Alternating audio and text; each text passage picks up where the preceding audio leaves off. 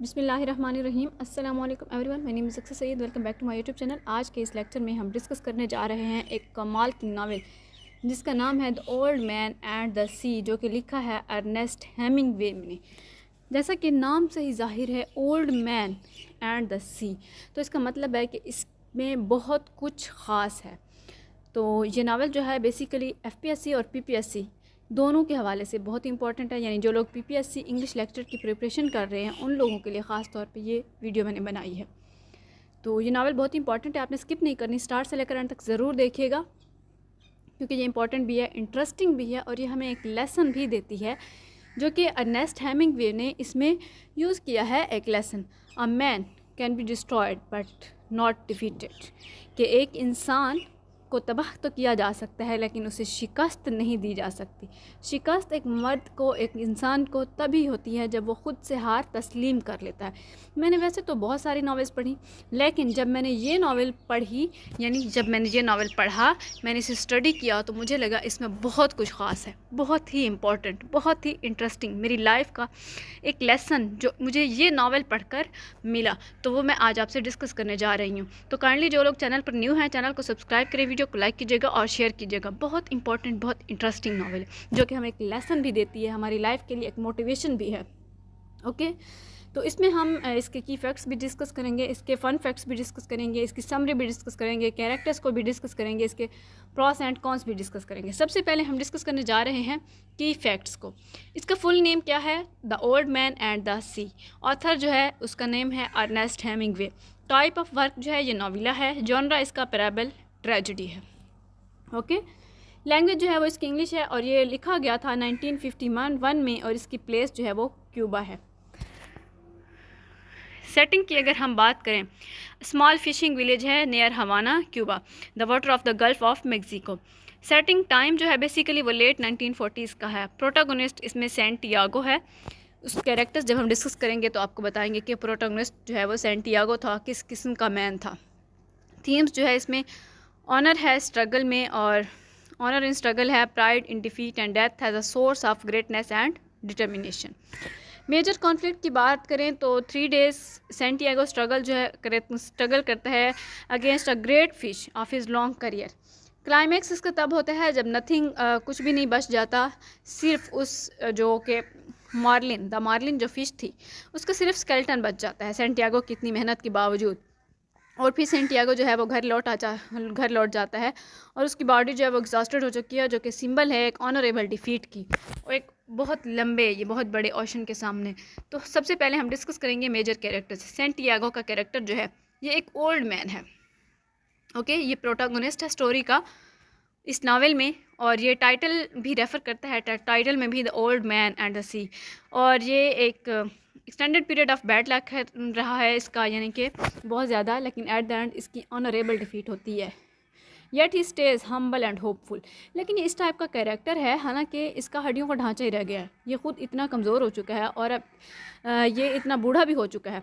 Still इसकी आँखों में जो चमक है ना, इसकी बेनाई, इसकी रोशनी, इसकी आँखों की जो है वो बहुत ही डीप है, ये बहुत दूर तक देख सकता है ये इंसान। और प्राइड भी है इसके अंदर, इसकी एबिलिटीज़ भी हैं, क्योंकि इसका एक्सपीरियंस है बहुत ज़्यादा सी में, क्योंकि ये एक फ़िशर मैन है और ये है भी बहुत ही एक अच्छा, और इसके अंदर सेंस ऑफ होप भी है। मैनोलिन ये एक छोटा सा फ्रेंड है इसका, ये एक यंग बॉय है जो कि सैंटियागो का अप्रेंटिस भी है और फ्रेंड भी है।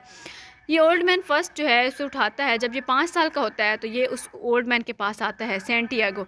लेकिन सैंटियागो की बैड लक की वजह से मैनोलिन जो है, उसके पेरेंट्स ने उसे फोर्स किया कि वो किसी और बोट पर चला जाए, तो उसे दूसरी बोट पर भेज दिया, लेकिन शिप पर भेज दिया, लेकिन वो हमेशा सैंटियागो के पास रेगुलरली उससे मिलने आता था और इस तरह से वो बैठकर कभी कुछ खाते पीते भी थे। द मार्लिन क्या है? मार्लिन जो है बेसिकली एक फ़िश का नाम है।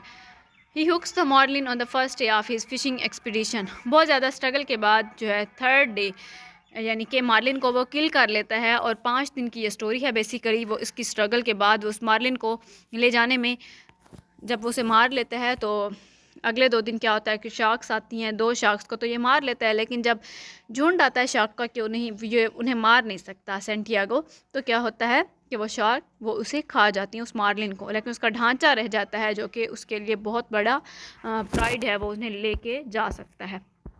और अब हम डिस्कस करेंगे इसकी समरी।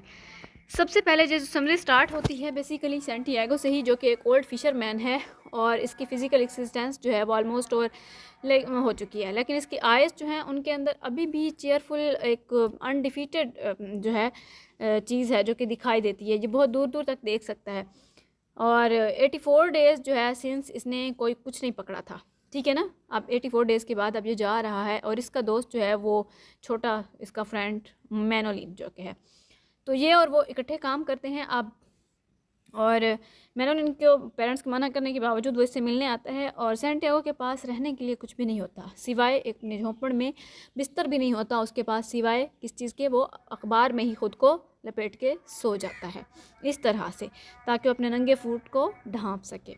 तो वो सो जाता है और फिर ये इनके पास खाने पीने के लिए भी कुछ नहीं होता। एक दिन जो है मैनोलिन आता है उसके पास, तो वो उसे कहता है ओल्ड मैन सैंटियागो कि क्या तुम कुछ खाओगे।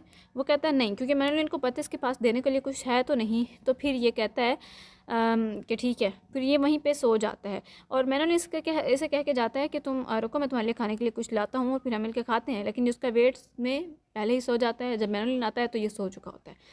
तो वो जो है इसे देखता है, फिर जब ये उठता है तो ये दोनों मिलते हैं, फिर वो इसे हग करता है और फिर ये बैठ के कुछ खाते पीते हैं। तो इसी तरह से एक बार ये मैनोलिन को बताता है कि मैं जा रहा हूँ सी में, यानी कि मैं जा रहा हूँ मछली पकड़ने। तो वो कहता है ठीक है। और इसी तरह से अभी से पता था कि ये सी में जा रहा है, ये बहुत दूर तक जाएगा और इसने मछली भी पकड़नी है। और वहाँ पे उसी जहाँ पे इसका ठिकाना था वहीं पे एक शराब खाना भी था छोटा सा, तो वहाँ पे ये जाते थे अक्सर, उस दुकान में बैठ जाते थे।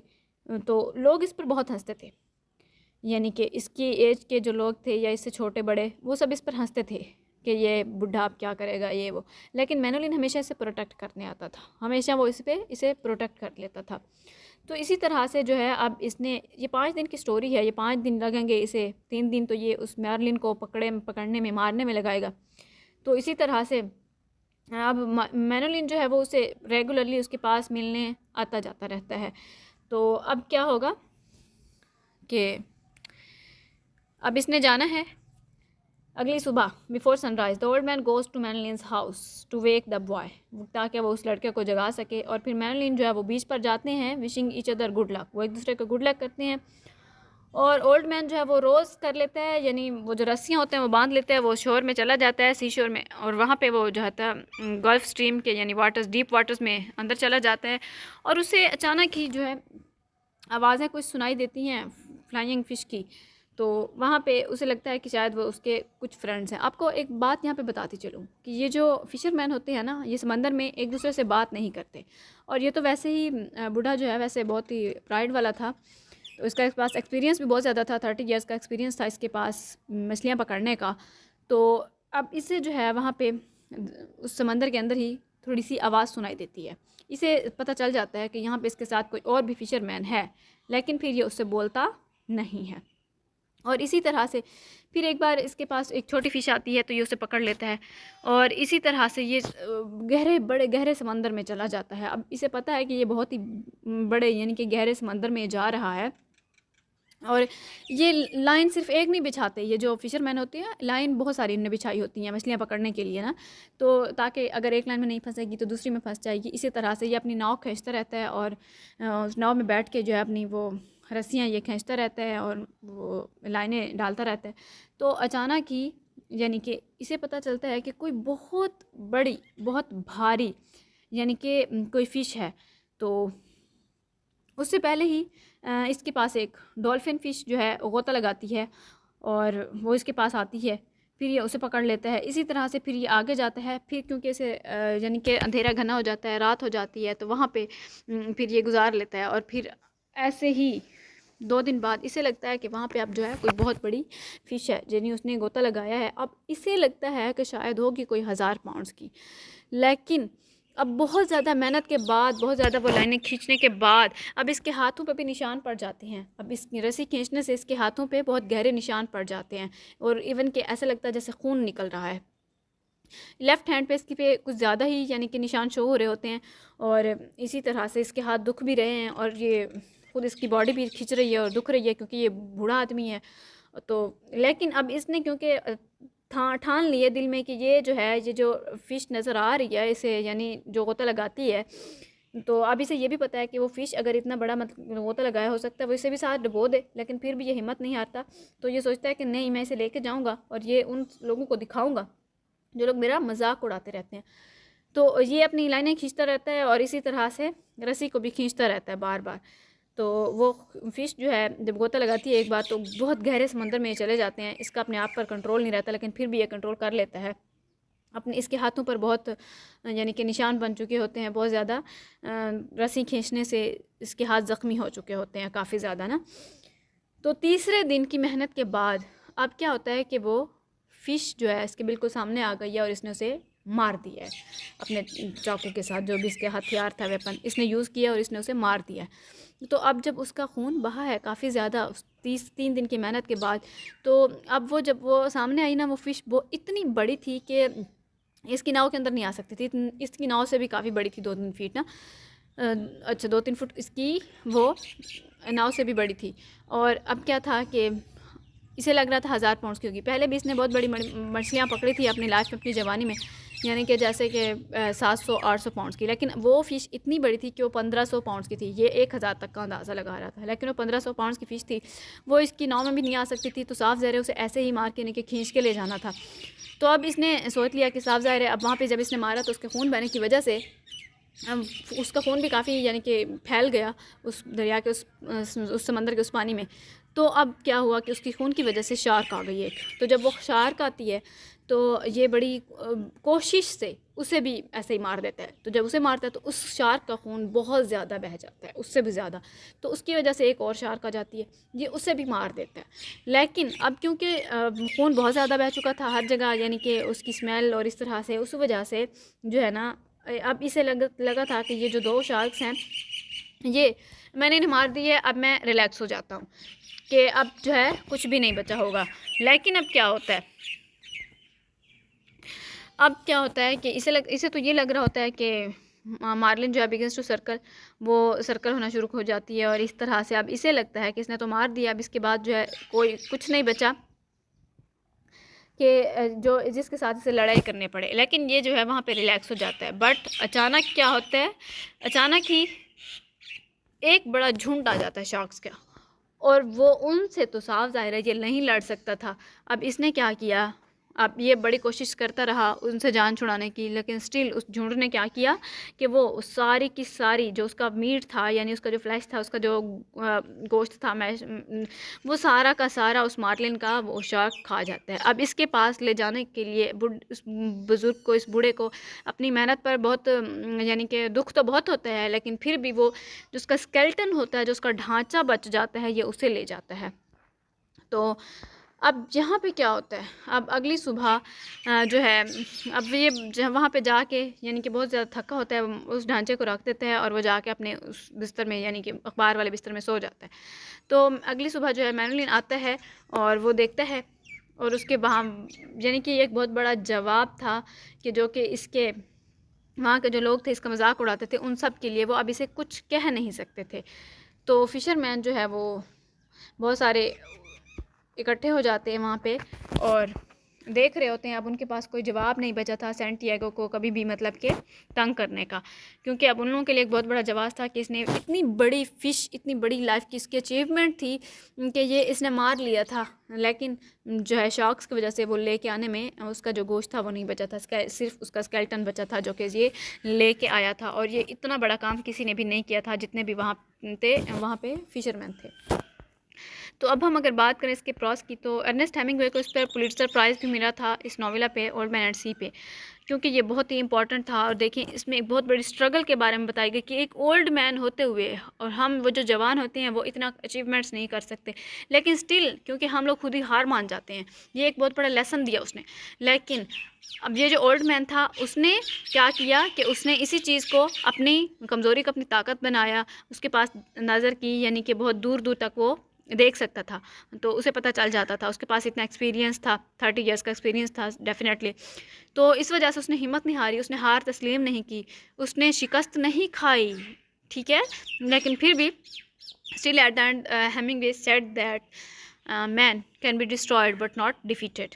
तो ये सारे इसके स्ट्रेंथ्स बताई गई। और अगर इसके हम डिसएडवांटेजेस इसके कौन्स में देखा जाए, इसकी लिमिटेशंस, इसकी वीकनेसेस में अगर देखा जाए, तो ये स्टोरी है basically almost parody of a Hemingway tale. और क्रिटिसिज्म जो है novel face that it is a curiously homosocial text that emphasizes the relationships between men while entirely neglecting to incorporate female characters।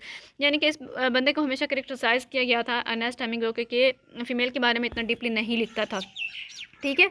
Story जो है वो एक exceptional story है, therapeutic add है इसमें, जिसमें होपलेस भी थी, डिप्रेस पीपल, जो ये उन लोगों के लिए है, यानी कि जो लोग जिनके पास बेबसी शो करते हैं, लोग बहुत ज़्यादा डिप्रेस होते हैं अपनी लाइफ से, उन लोगों के लिए कि कंटिन्यू स्ट्रगल करनी चाहिए अपनी लाइफ के में अपनी फेट के against. That's why they should say as the boy Manolin, I will bring the luck by myself. Manolin कहता है इसमें in the story the old man tells us it is silly not to hope besides I believe it is a sin. तो इस तरह से ये उन लोगों के लिए दिखाई गई। A man is not, eight the end of the story he mentions, a man is not made for defeat, a man can be destroyed but not defeated. तो ये थी हमारी स्टोरी। और इसमें फ़न फैक्ट्स भी दिखाए गए, यानी कुछ के एडवर्सरीज और क्रिटिक्स ने क्या क्या पॉइंट्स दिए।